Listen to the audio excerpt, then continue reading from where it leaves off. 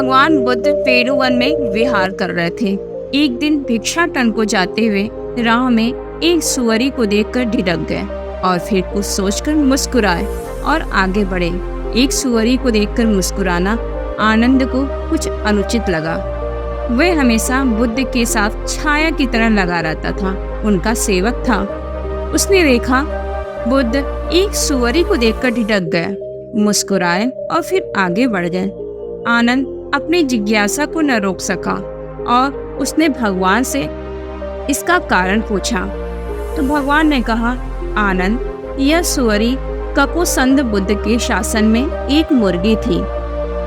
भगवान ककुसंद के वचनों को सुनकर और भगवान के विहार स्थल के पास ही रहने के कारण उनके प्रति उसको प्रीति उत्पन्न हो गई थी।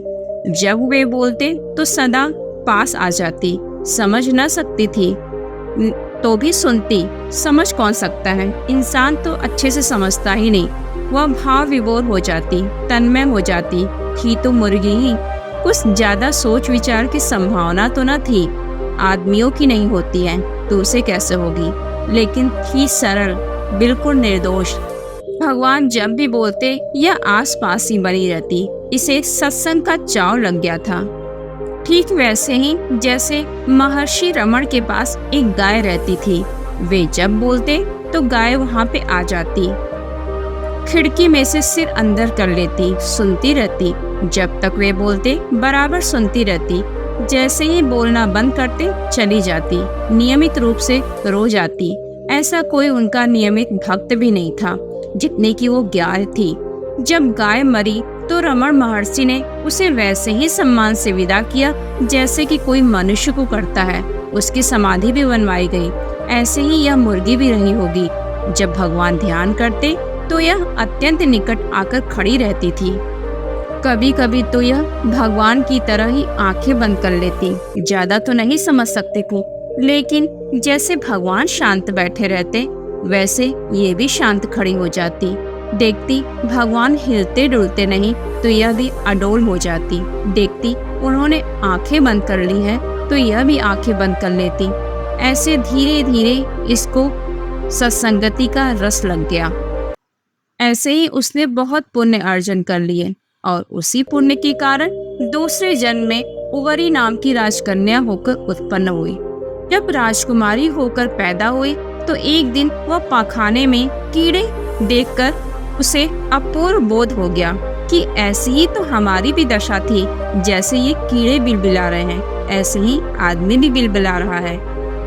और ये कीड़े सोचते हैं कि हम बड़े मस्ती में हैं, संसार बसा रहे हैं। वे भी प्रेम में पड़ते, विवाह इत्यादि करते, बच्चे पैदा करते, सारा संसार इसी में समा जाता। ऐसे ही तो हम भी हैं, हम में और इनमें भेद ही क्या है। उस पुण्य के कारण, उस ध्यान के कारण, उस धन के कारण फिर ब्रह्मलोक में उत्पन्न हुई, एक देवी की तरह उत्पन्न हुई। लेकिन देवलोक के सुख में वह खो गई। अक्सर ऐसा होता है, इसीलिए सुख से सावधान रहना। दुख इतना बड़ा अभिशाप नहीं जितना बड़ा सुख अभिशाप है, क्योंकि दुख में तो कोई सो नहीं सकता। दुख की पीड़ा जगाए रखती है। दुख सुख में आदमी सो जाता है। मुर्गी थी तब कंकुसंद बुद्ध का सत्संग करने का रस लिया। उसके परिणाम में राजकुमारी हुई।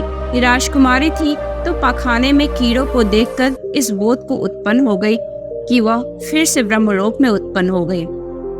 लेकिन बुद्ध ने आनंद से कहा, समझना कि देवलोक के सुख में फिर से वह मूर्छित हो गई और अब ध्यान धन के चुक जाने के कारण इस पृथ्वी पर पुनः सुअर की बेटी होकर पैदा हो गई।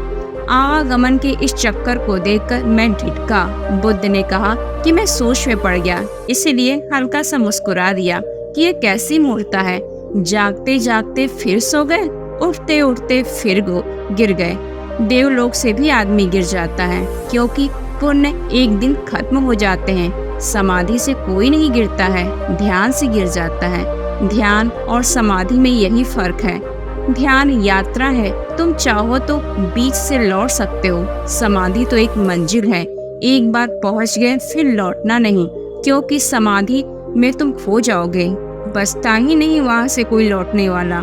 जब तक निर्वाण न प्राप्त हो जाए तब तक न गिरने का डर है, कहीं खोने का संभावना है। जो भिक्षु उनके साथ गए थे भिक्षाटन के लिए, इस घटना के आघात में एकदम चौकन्ने हो गए। इस घटना के आघात में बड़े जागरूक हो गए थे। उस जागरूकता के क्षण को चूका नहीं जा सकता था।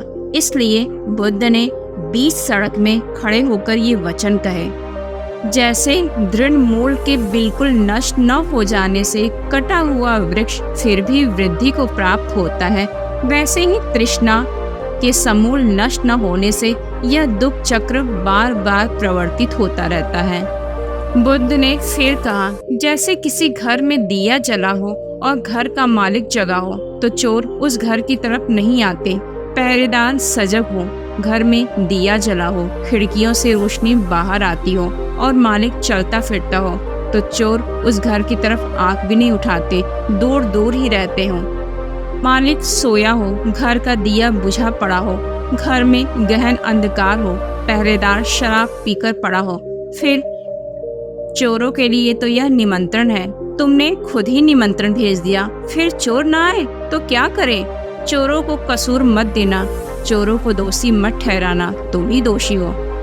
ऐसी ही मन की दशा है। जब मन में होश का दिया जगा होता है, जब तुम्हारे ध्यान पहरे पर बैठा होता है, जब तुम्हारा मालिक शराब पीकर खोया नहीं रहता, मूर्छा में डूबा नहीं रहता, तो ध्यान से भटकने का कोई सवाल ही नहीं होता। शराबें भी बहुत तरह की होती हैं। एक अहंकार रूपी शराब होता है, और जिसे अहंकार रूपी शराब का नशा पकड़ लिया उसका तो समूल नष्ट होकर ही रहता है। होश में जो है वही पुण्य, बेहोशी में जो है वही पाप है। मूर्छा गिराती है क्योंकि मूर्छा शत्रुओं को निमंत्रण है, और होश पहुंचाता है क्योंकि होश के साथ वही बसता है जो शुभ है।